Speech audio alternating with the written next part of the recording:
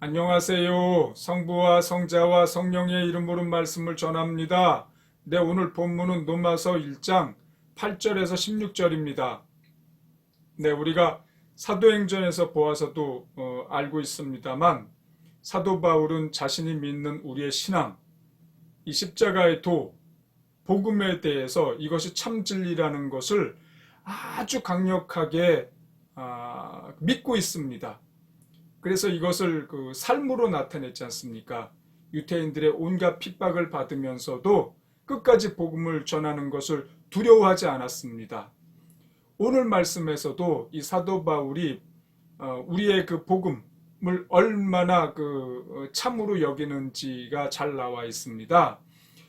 우선 오늘 본문에는 사도 바울이 로마에 가고자 기도를 계속하고 있다고 합니다. 로마에 가서 아직 그 사도 바울은 로마 사람들을 모르거든요. 일면식이 있지가 않습니다.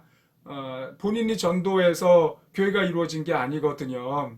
그래서 그 사람들에게 가서 은혜도 나누고 그 다음에 기쁜 소식도 전하고 싶다. 이렇게 말하면서 이 기쁜 소식을 나는 조금도 부끄러워하지 않습니다.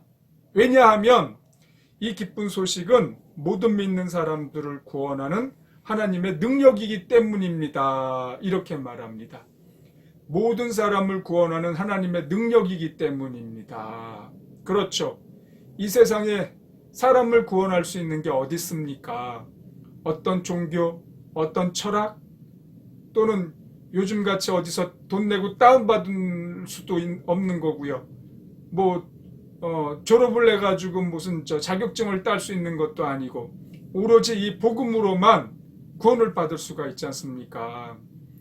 그런데 이 사도 바울은 회심한 이후로 한 30년 정도 사역을 하면서 유대인들로부터 끊임없이 네가 믿는 그것이 정말 참이냐? 진리냐라는 도전을 계속 받았습니다.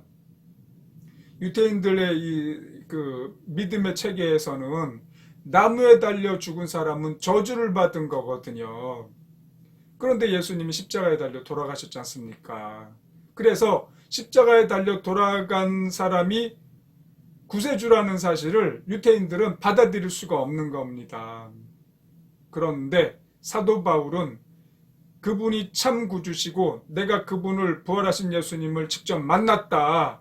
그분이 나에게 사명을 주셨다. 이런 얘기를 하니까 유대인들은 뒤집어지는 겁니다.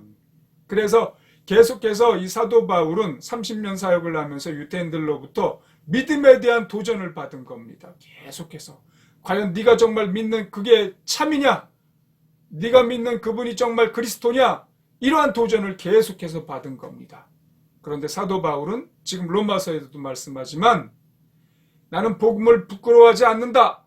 이 복음은 모든 믿는 자들에게 구원을 주시는 하나님의 능력이다. 어디에서도 얻을 수 없는 구원을 이 복음을 통해서 받을 수가 있다. 이 얼마나 담대하고 강한 믿음입니까? 지금 우리 사회에서 우리 그리스도인들에게도 계속 도전을 해오고 있습니다. 특히 요즘 같은 때 계속 그러지 않습니까? 너희들이 믿는 것이 정말 참이냐? 이렇게 도전을 해오고 있습니다. 이때 우리가 사도 바울과 같은 태도를 나타내야 될 거라고 생각이 됩니다.